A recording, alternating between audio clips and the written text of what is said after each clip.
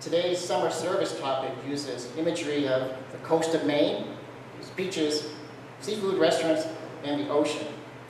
So for our Candles of Joys and Concern, I found this introduction using the ocean as a metaphor that I wrote, I'm not sure how many years ago. So I thought I'd share that this morning. The ocean of life brings us waves of both high and low, waves of both joy and sorrow. Sometimes it is the painful truths of life that become our sacred gateway, an opening to the great heart of compassion.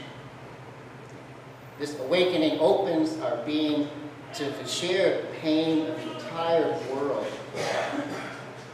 To enter in this manner is to awaken by the means of the gate of joy and sorrow. So let us light candles this morning as we share our journey.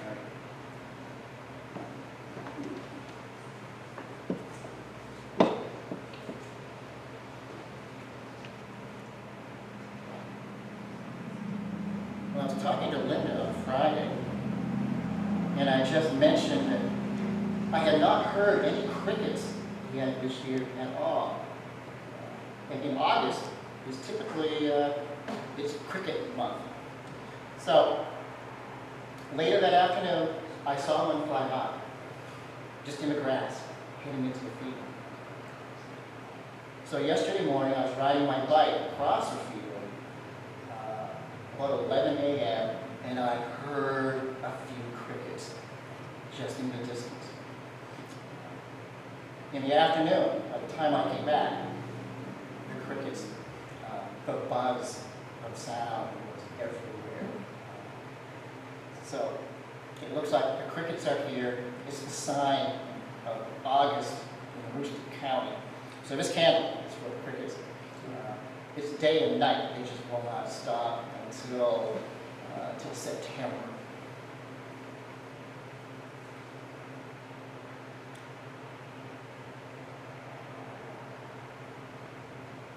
And as we did last week, we lit a candle for the flood and recovery program going on in eastern Kentucky still this week, as well as the American fires in the American West, California, Oregon.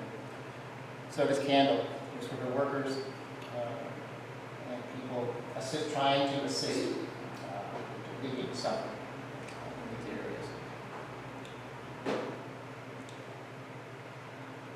So I'll be glad to light a candle for you this morning. If you don't want to walk all the way down here, just catch my eye. Or you can come down and light a candle of joy or concern this morning.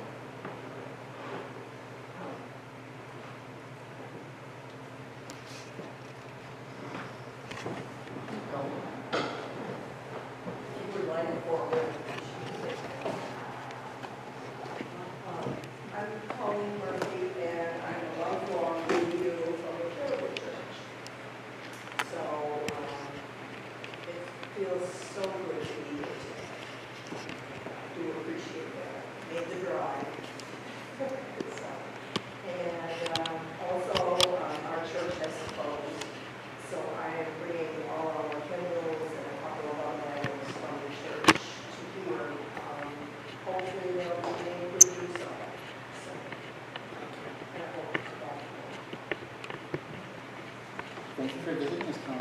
It's great.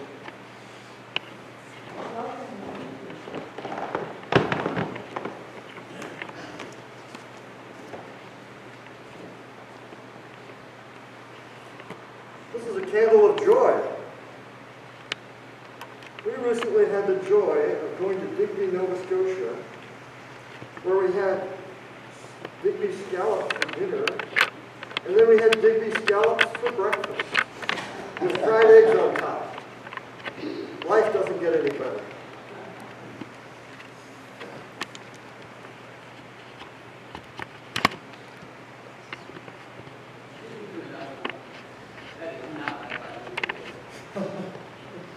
Come on up. You want Marty to light it for you? Okay.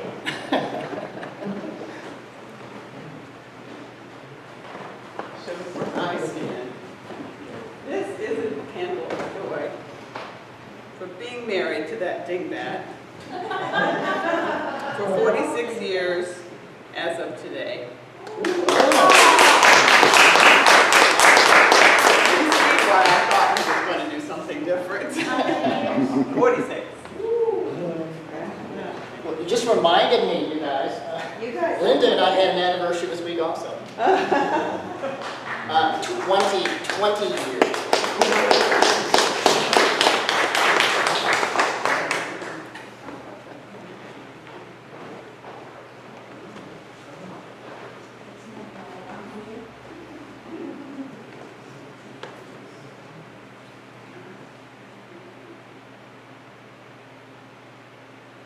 Candle of joy for the couples who are together and share good communication and trust and respect with one another.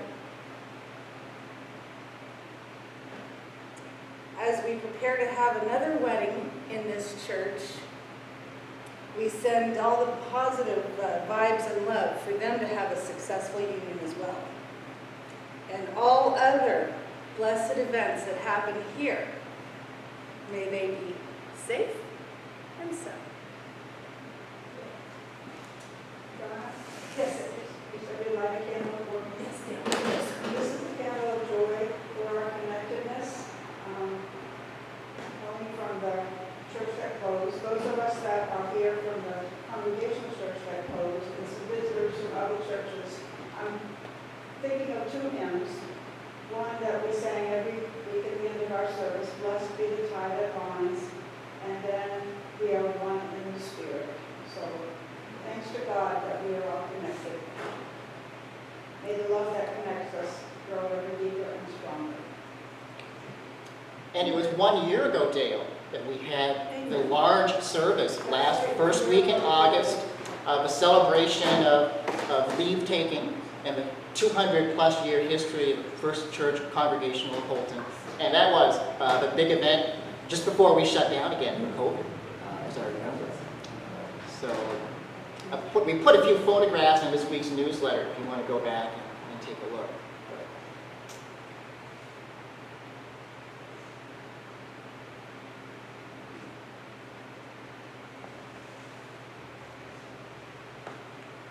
Oh, I think I just saw one. Susan has a birthday. Is it next week? A week early. Oh, okay. We wait for next week. Okay, so we'll wait for next week. Because we have a barbecue next week as well. We'll talk more about that in the announcements. I have a joy for a friend who recently got a home, and I wish for that home to always have peace and joy and good health. This is also a silent candle for any unspoken prayers this morning. The concerns, cares that we carry with us. This candle contains light and prayers for that. And any names you'd like to, Diane? You can light one for me. We're out of candles. This is so much joy. I mean, we ran out. Okay, We'll use this one. that's right. This is a candle of joy for a 6-year-old who manages to remember her little baby brother that died when he was born. And she does it with a confidence in God that everything's going to be all right. It's also for the life of that little baby boy's mother, who survived the ordeal and is alive today to take care of her son and daughter. And it's also about what things say about how God is so good in the middle of things that can be so hard. So that's what. And any other names you'd like to bring into our service and our circle of compassion this morning? Please speak those.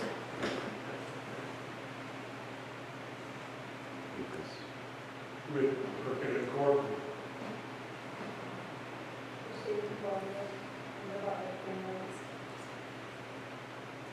Nicole and Leah. Charles? Elaine.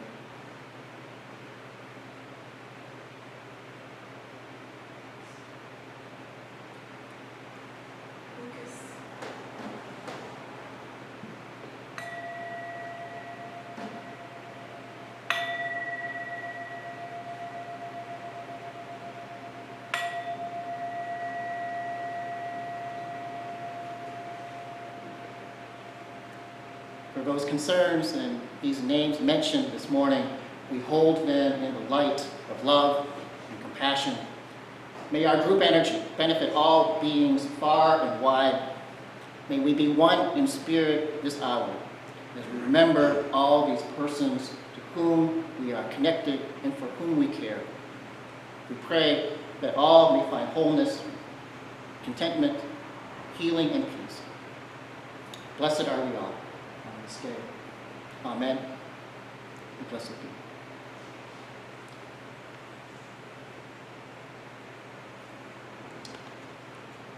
For our group reading this morning is number 643. And you may or may not have a grade book with you. I've got a couple extra here. Anyone needs a book? 643.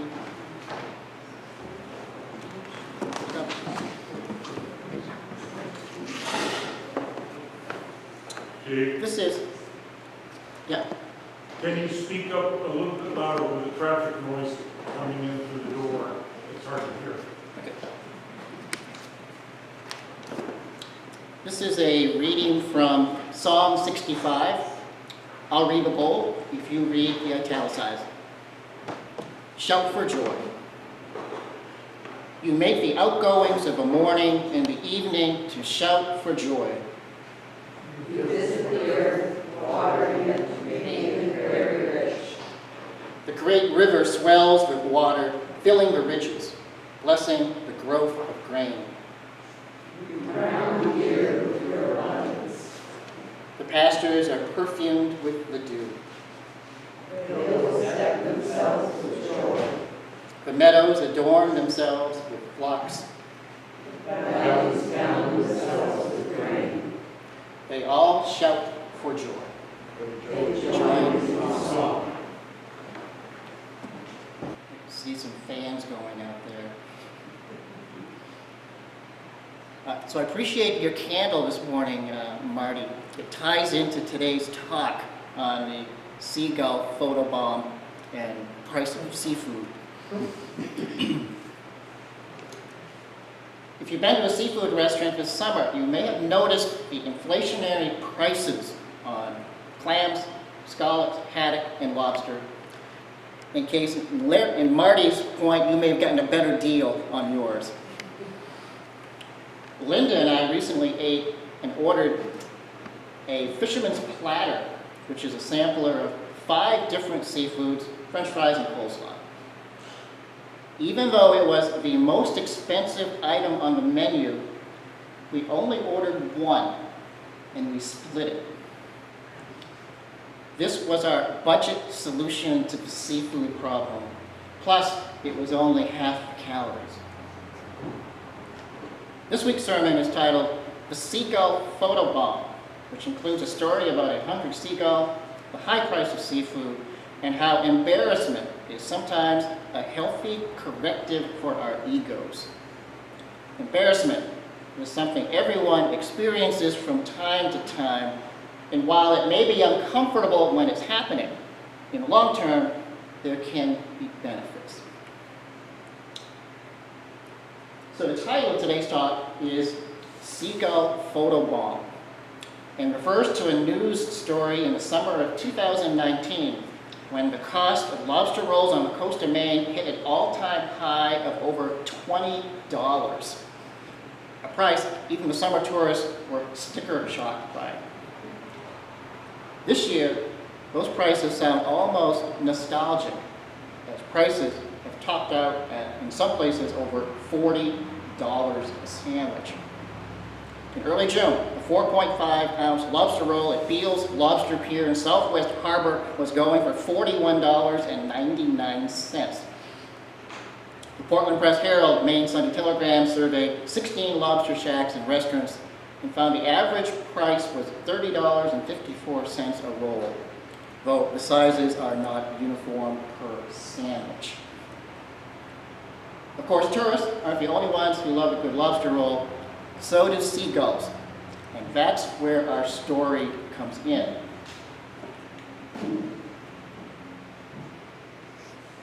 So I found a couple of shots of our little friends all along the coast of Maine, and there are some seagulls here in Holton as well, as you may have noticed.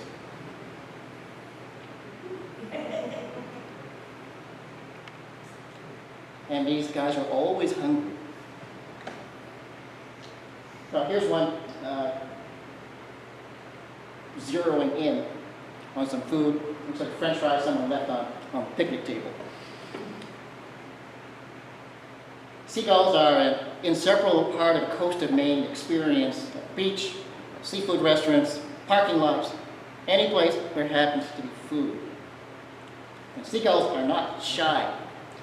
And when they're hungry, they don't really care what you think. They will hang out close by, squat, and wait. This story is about an unsuspecting tourist about to have her first ever Maine lobster roll and a local seabird looking for lunch. Perhaps you remember hearing about this on social media at the time. If you happen to Google Seagull Photobomb, this news article still comes up. Elisa Jessup knew Friday was going to be a memorable day, but she did not realize it would be one she'd never forget.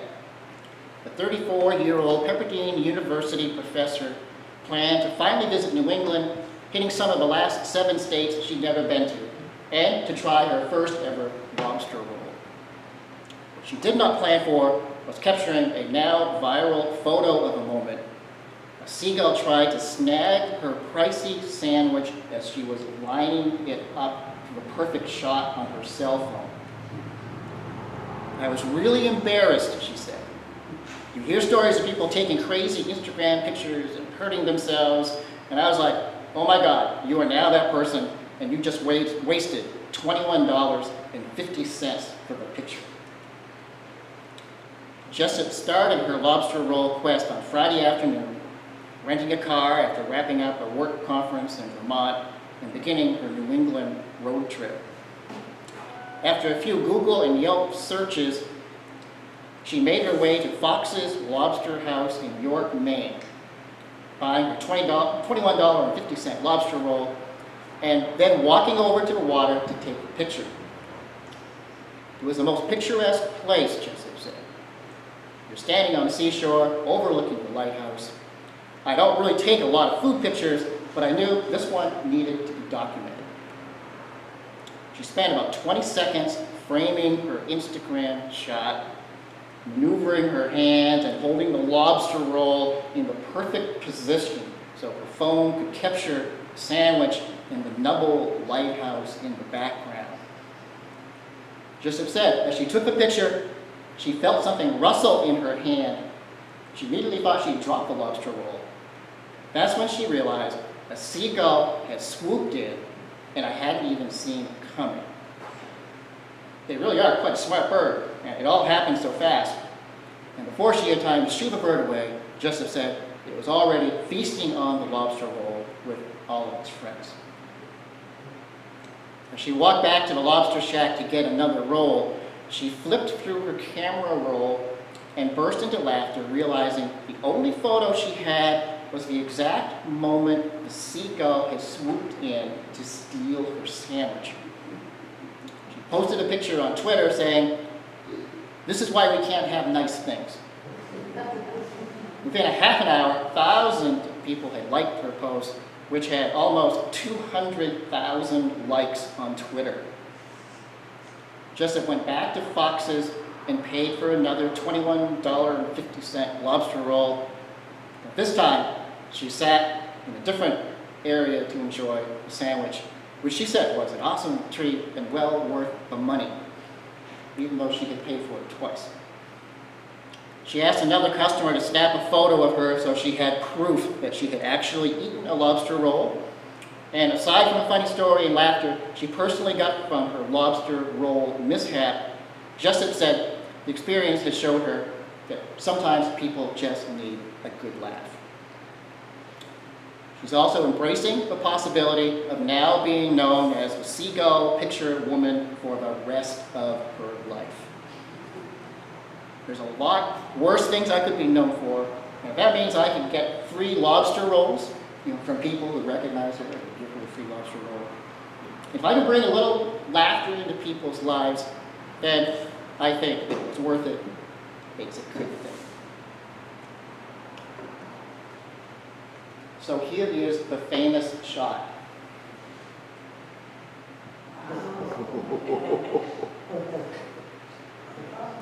Which she never saw until she checked her camera. And you can see the lighthouse, or most of the lighthouse in the background. She did have it framed up pretty well. And it is a good-sized lobster roll at Fox's. And here's the shot afterwards, posing in front of Fox's. There's her second lobster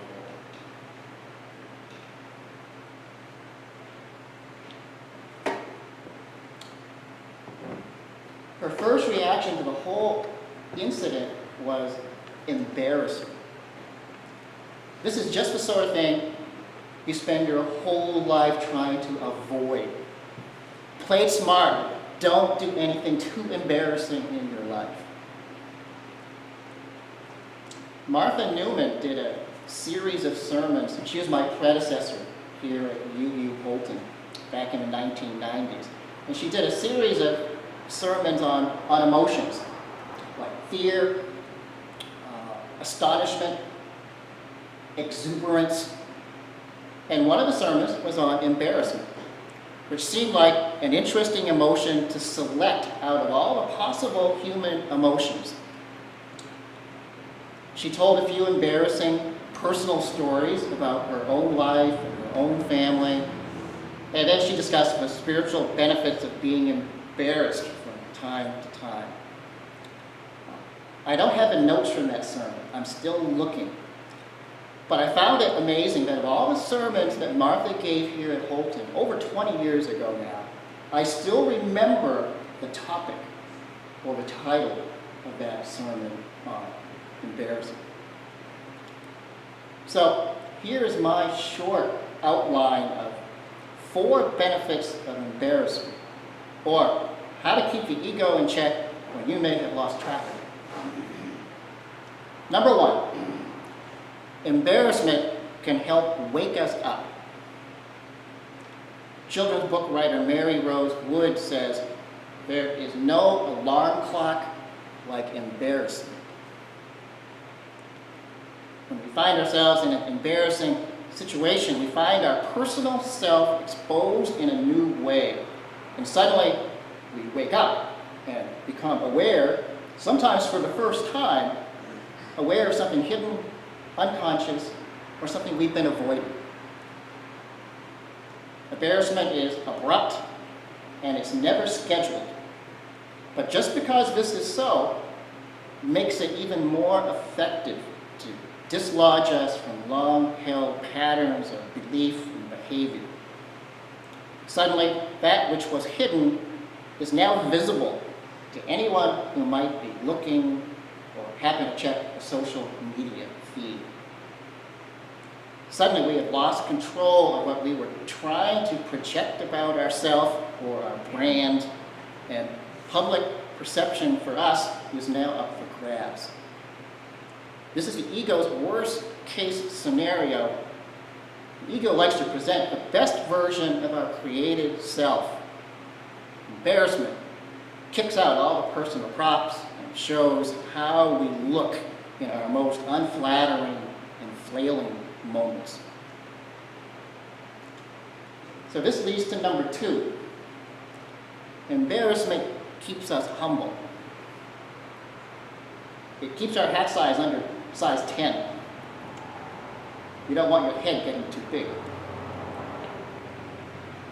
While the ego likes to present our best looking self to the world, if we become too arrogant, prideful, or simply self-absorbed, we can become unbearable to be around. It may be hard to be humble, but sporadic episodes of embarrassment here and there can help keep an oversized ego in line and down to a manageable size. And 3, embarrassment reminds us that we're only human. Kurt Vonnegut once said, "How embarrassing it is to be human." And some of our best comic strips and cartoons play on these human traits that we have, finding humor in it. The human condition is universal, and it's not always complimentary. Sometimes we just mess up, and we are our less than best selves. And that's okay. That's when we do the human thing and ask for forgiveness, or we ask for a second or even third chance.